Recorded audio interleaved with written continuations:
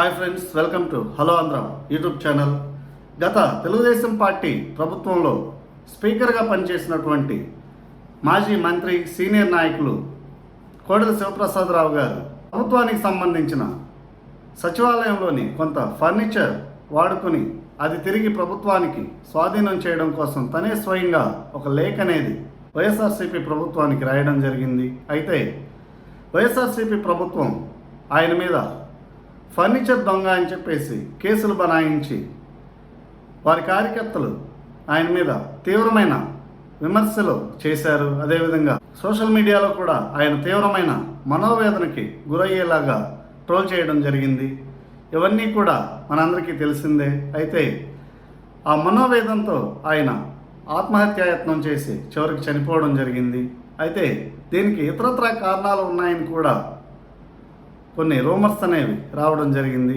ఏది ఏమైనప్పటికీ ఆయన తన నిజాయితీతో నిబద్ధతతో తన దగ్గర 2 లక్షల రూపాయల విలువైన ఫర్నిచర్ ఉంది అని చెప్పేసి ఆయనే స్వయంగా ప్రభుత్వానికి లేఖ రాయడం జరిగింది. అయితే ప్రభుత్వం ఆయన పైన కక్షగట్టి ఆయన మీద అక్రమ కేసులు బనాయించి ఫర్నిచర్ దొంగ అని చెప్పేసి ప్రచారం చేయడంతో ఆయన ఆత్మహత్య చేసుకోవడం ఇదంతా కూడా మనందరికీ తెలిసిందే. అయితే అప్పటి ప్రభుత్వంలో ఉన్నటువంటి ముఖ్యమంత్రి వైఎస్ జగన్మోహన్ రెడ్డి గారు తాడేపల్లిలోని ఇంట్లో సీఎం క్యాంప్ ఆఫీస్ అనేది నిర్మించుకున్నారు. ఆ క్యాంప్ ఆఫీస్ నిర్మాణం కోసం దాదాపు ప్రభుత్వ ధనం 3,63,50,000 రూపాయలు ఆర్ఎండ్బి శాఖ నుంచి మంజూరు చేయించుకొని రెనోవేషన్ చేయించుకున్నారు.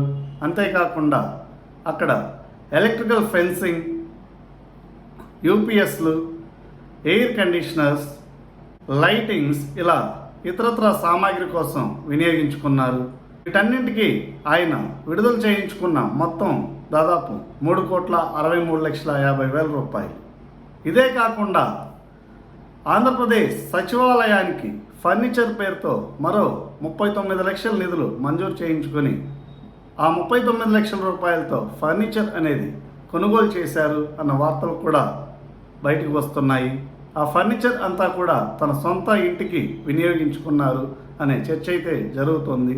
మరి ఆ రోజు కోడెల శివప్రసాదరావు గారి విషయంలో కేవలం 2 లక్షల రూపాయల విలువైన ఫర్నిచర్ ఆయన తిరిగి సరెండర్ చేస్తారని చెప్పినా కూడా ఆయనే స్వయంగా లేఖ రాసినా కూడా వినకుండా ప్రభుత్వం కేసు పెట్టి ఆయన్ని తీవ్ర మానసిక శోభకు గురిచేసి ఆత్మహత్య చేసుకునేలాగా ప్రేరేపించింది. మరి ఈరోజు వీరు చేసినటువంటి ఈ ప్రభుత్వ ధన దుర్వినియోగం అనేది ఎంతవరకు సబబు, దీని మీద ఇప్పుడున్న ప్రభుత్వం చర్యలు తీసుకొని కేసులు కట్టి వీరిని ఎంత తీవ్రంగా శిక్షించాలి అనే చర్చ అయితే ప్రజల్లో జరుగుతుంది. ఆ రోజు కోడెల శివప్రసాదరావు గారికి తెలుగుదేశం పార్టీ కార్యకర్తల నుంచి కానీ లేదంటే తెలుగుదేశం పార్టీ అధినాయకత్వం నుంచి కానీ ఎలాంటి మద్దతు అనేది లభించలేదు. ఎందుకంటే ఆయన తన నిజాయితీని నిరూపించుకున్నప్పటికీ కూడా అది కొంత తలదించుకునే పని అని చెప్పేసి అందరూ కూడా దాన్ని ఖండించారు. కానీ వైఎస్ఆర్సీపీ నాయకులు కానీ కార్యకర్తలు కానీ వారి అధినాయకుడు కానీ వారు ఏ తప్పు చేసినా కూడా వారు చేసింది కరెక్టే అన్న ఎదురుదాడైతే చేస్తూ వచ్చారు. అయితే ఇప్పుడున్నటువంటి తెలుగుదేశం పార్టీ నాయకత్వం అధికారంలో ఉంది కాబట్టి దీని మీద విచారణ జరిపించి దోషులకి అనగా గత ప్రభుత్వ అధినాయకులకి జగన్మోహన్ రెడ్డి గారికి కఠినమైన శిక్షలు పడేలా చేయగలిగినట్లయితే కోడెల శివప్రసాదరావు గారి ఆత్మ శాంతిస్తుంది అని చెప్పేసి తెలుగుదేశం పార్టీ కార్యకర్తల్లో కానీ ఇతరత్ర ప్రజల్లో కానీ చర్చ అయితే జరుగుతుంది. దీని మీద మీ అభిప్రాయాలని కామెంట్స్ రూపంలో తెలియచేయండి. Thank you.